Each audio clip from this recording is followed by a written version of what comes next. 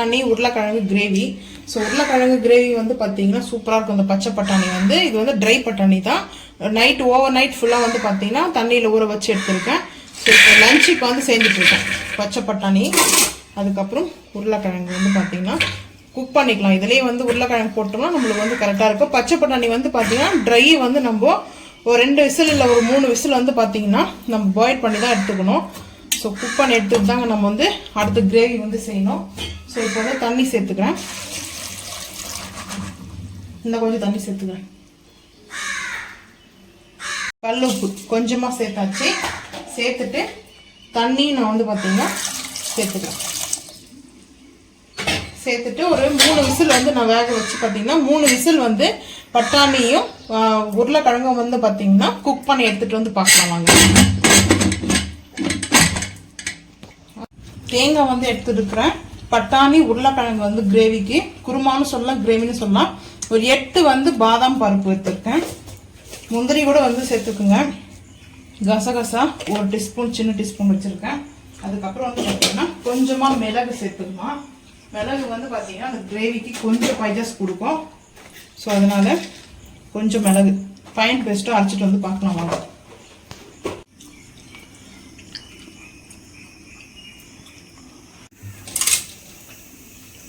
தக்காளி பாருங்கள் பெரிய சைஸ் ஆப்பிள் மாதிரி இருக்குது.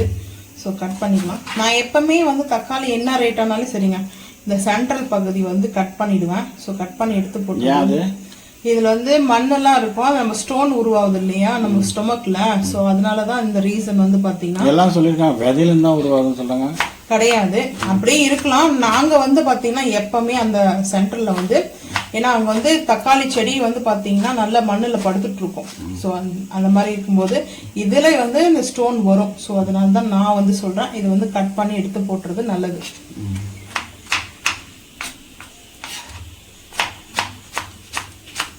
ஸோ தக்காளி வந்து கட் பண்ணிக்கலாம். கட் பண்ணியாச்சு. ஸோ இப்போ வந்து பார்த்தீங்கன்னா அடுப்பு வந்து ஆன் பண்ணி இதில் ரைஸ் வச்சுருக்கேன் அந்த குக்கரில். அடுப்பு வந்து ஆன் பண்ணியாச்சு. ஆன் பண்ணிவிட்டு குக்கர் வச்சுருக்கேன். ஹீட் ஆகிடுச்சு. ஆயில் வந்து சேர்த்துக்கலாம். ஆயில் வந்து கொஞ்சம் கூட இருக்கணுங்க. இந்த பட்டாணி உருளைக்கிழங்கு கிரேவிக்கெலாம் கொஞ்சம் ஆயில் மிதக்க இருக்கும். ஸோ அதுதான் மெயினாக. நான் வந்து கொஞ்சம் தான் ரொம்ப வந்து சேர்க்கல.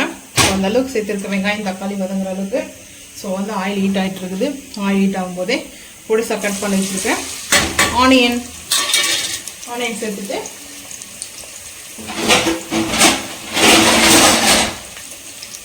வதக்கலாம். நம்ம வந்து உப்பு கொஞ்சம் வந்து சேர்த்துருக்குறோம். கல்லுப்பு தான் வந்து சேர்த்துக்கிறேன். ஸோ இப்போ கொஞ்சம் கல்லுப்பு வந்து சேர்த்துக்கிறேன்.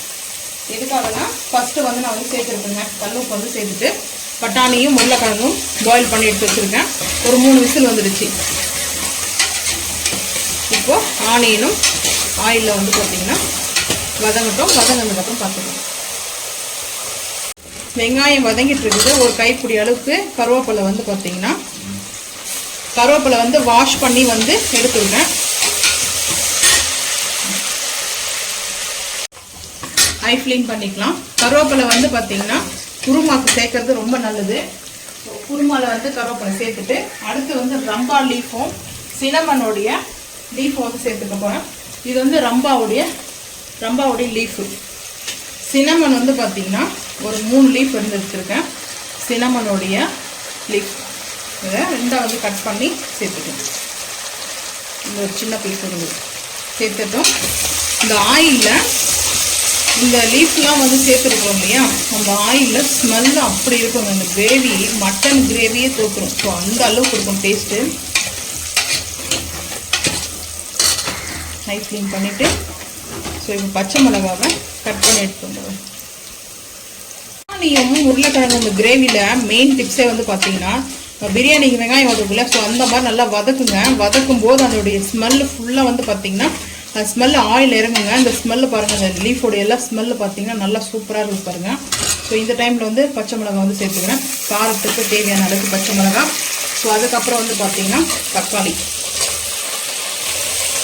தக்காளி வந்து நான் குருமாவுக்கு கொஞ்சம் கூட இப்போ வந்து தக்காளி எதுக்காகனா இருக்கும்போது தக்காளி வந்து ஆட் பண்ணிக்கலாம். ஸோ இல்லைனா கம்மி பண்ணிக்கோங்க. நான் வந்து தக்காளி கொஞ்சம் கூட இருக்குது. வீட்டில் வேஸ்ட் ஆகிடுது இல்லையா. ஸோ அதனால் குருமாக்கெலாம் வந்து பார்த்தீங்கன்னா நல்ல ஒரு தக்காளியெலாம் சேர்த்தோம்னா சூப்பராக இருக்கும். குருமாலாம் வதங்கட்டுங்க, ஹை ஃப்ளேம் பண்ணிட்டுக்கிறேன். தக்காளி நல்லா வதங்கட்டும். அதுக்கு முன்னாடி இஞ்சி பூண்டு பேஸ்ட் சேர்த்துலாங்க. இஞ்சி பூண்டு பேஸ்ட்டும் தக்காளியும் வந்து பார்த்தீங்கன்னா பச்சை வாசனை போகிற அளவுக்கு வதங்கிடும். இஞ்சி பூண்டு பேஸ்ட்டு 1 ஸ்பூன் ஃபுல்லாக எடுத்துருக்கேன். குருமாக்கு பிரியாணிக்கெலாம் நம்ம எப்படி சேர்க்குறோமோ அந்த போல் சேர்த்துக்கலாம்.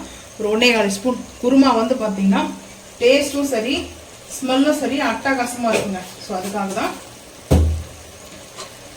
தான் வந்து பார்த்தீங்கன்னா நான் வந்து சேர்த்துருக்கேன். பச்சை வாசனை போகிற அளவுக்கு நல்லா வதங்கட்டும். வதங்கினதுக்கப்புறம் பார்த்துக்கலாங்க. தக்காளி வதங்கிடுச்சு. நான் வந்து பார்த்தீங்கன்னா மட்டன் மசாலா சேர்க்க போகிறேன். ஒரு 2.5 ஸ்பூன் வந்து சேர்க்குறேன். இது வந்து சின்ன ஸ்பூன் தாங்க. ஸோ அதனால் வந்து 2.5 ஸ்பூன் வந்து சேர்த்துக்கிறேன். ஸோ அதுக்கப்புறம் காஷ்மீரி மிளகாய் பவுடர் வந்து பார்த்தீங்கன்னா 1 ஸ்பூன் வந்து ஃபுல்லாக வந்து சேர்த்துட்டு ஒரு 1.25 ஸ்பூன் வந்து சேர்த்துக்கிறேன். கொஞ்சம் காரம் இருக்கணுங்க மெயினாக, அதுக்காக தான் வந்து சேர்த்துருக்கேன். ஸோ இப்போ நல்லா மிக்ஸ் பண்ணிக்கலாம். கொத்தமல்லி புதினா வந்து சேர்க்கணும்னு அவசியம் கிடையாது. நம்ம இந்த ரம்பாவும் சினமனோட லீஃபும் ரெண்டும் சேர்த்துக்கிறதுனால கொத்தமல்லியும் புதினாவும் நீங்கள் ஆட் பண்ணணும்னு அவசியம் இல்லை. கொத்தமல்லியும் புதினா சேர்க்குறது இருந்தால் சேர்த்துக்குங்க, அது உங்களோட விருப்பம் தான். இப்போ வந்து பார்த்தீங்கன்னா பாயில் பண்ணி வச்சுருக்கிறத சேர்த்துக்கலாம். பட்டாணியும் உருளைக்கிழங்கும் சேர்த்தாச்சு. பட்டாணியும் உருளைக்கிழங்கும் சேர்த்துட்டு நல்லா அந்த மசாலாவோட நல்லா மிக்ஸ் பண்ணிக்கணும். மிக்ஸ் பண்ணிவிட்டு உருளைக்கிழங்கெல்லாம் கொழிஞ்செல்லாம் போகாது. ஸோ இப்போ நம்ம அரைச்சி வச்சுருக்கிற பேஸ்ட்டு வந்து பாதாமும் அதுக்கப்புறம் வந்து தேங்காவும் சேர்த்துருக்குறோம் இல்லையா, தேங்காய் அதுக்கப்புறம் மிளகு கசகசா சேர்த்தாச்சு இல்லையா, அந்த பேஸ்ட்டை வந்து சேர்த்துக்கலாம். சேர்த்துட்டு எந்த அளவுக்கு வேணுமோ அந்த அளவுக்கு தண்ணி சேர்த்துக்கலாம். தேங்காயெல்லாம் சேர்த்துட்டோம் இல்லையா, இப்போ மிக்ஸ் பண்ணிக்கலாம். ஸோ கிரேவி வந்து பார்த்திங்கன்னா உங்களுக்கு கொஞ்சம் தண்ணியாக லிக்விடாக வேணுமா இல்லை திக்னஸாக இருக்கணுமா, அது உங்களுடைய விருப்பம் தான். ஸோ நான் வந்து மீடியமாக வைப்பேன். ரொம்ப திக்னஸாகவும் இருக்கக்கூடாது, ரொம்ப வந்து பார்த்திங்கன்னா லிக்விடாகவும் இருக்கக்கூடாது. லிக்விடாகவும் இல்லாமல் திக்னஸாக இல்லாமல் மீடியமாக இருக்கணும். ஸோ அப்போ கரெக்டாக இருக்கும் கிரேவி. டேஸ்ட் அல்டிமேட்டாக இருக்குங்க. பூரி, சப்பாத்தி, தோசை, ரைஸு, இட்லிக்கு, பரோட்டாக்கு. ஸோ பரோட்டாக்கு ஃபேவரட்டான கிரேவிங்க இது. இப்போல்லாம் பட்டாணி கிரேவி எங்கே தராங்க? வெறும் வெஜிடபிள்ஸ் மட்டும் போட்டு கேரட்டும் அந்த மாதிரி குருமா தான் தராங்க ஹோட்டலெல்லாம். எது சீப்பாக இருக்கோ அதுதான் வைப்பாங்க. பட்டாணி வந்து பார்த்தீங்கன்னா க்ரீன் வந்து பச்சை பட்டாணி 1 kg வந்து 200ங்க. ஸோ அதனால தான் வந்து சில ஹோட்டலில் வாங்க மாட்டாங்க. இப்போ வந்து நான் ஒரே ஒரு விசில் மட்டும் வரட்டும். கேப் போட்டாச்சு, ஓப்பன் பண்ணியாச்சு. இப்போ வந்து பார்த்தீங்கன்னா கீ வந்து ஒரு 2 குழிக்கரண்டி அளவுக்கு வந்து கீ வந்து சேர்த்துக்கிறேன். சூப்பராக இருக்கும் டேஸ்ட்டு. நான் வேணும்னா சேர்த்துக்கலாம், வேணும்னா ஸ்கிப் பண்ணிக்கலாம், அது உங்களுடைய இஷ்டம் தான். ஸோ எனக்கு வந்து பிடிக்கும் இந்த குருமாவில் இந்த கீ வந்து சாப்பிடும்போது டேஸ்ட்டும் சூப்பராக இருக்கும். பைஜஸ் இருந்தால் கூட குழந்தைங்க கூட சாப்பிடலாம். இந்த காரத்தை வந்து பார்த்தீங்கன்னா நெய் சேர்க்கும்போது கம்மி பண்ணும். ஸோ அதனால தான் காரம்லாம் இல்லை, இருந்தாலும் நான் வந்து நெய் வந்து சேர்த்ததுக்கு அது ஸ்மெல்லு நல்லா இருக்குங்க. ஸோ அதனால நான் சேர்த்துருக்கேன். பாருங்கள், சூப்பராக ரெடி ஆகிடுச்சு.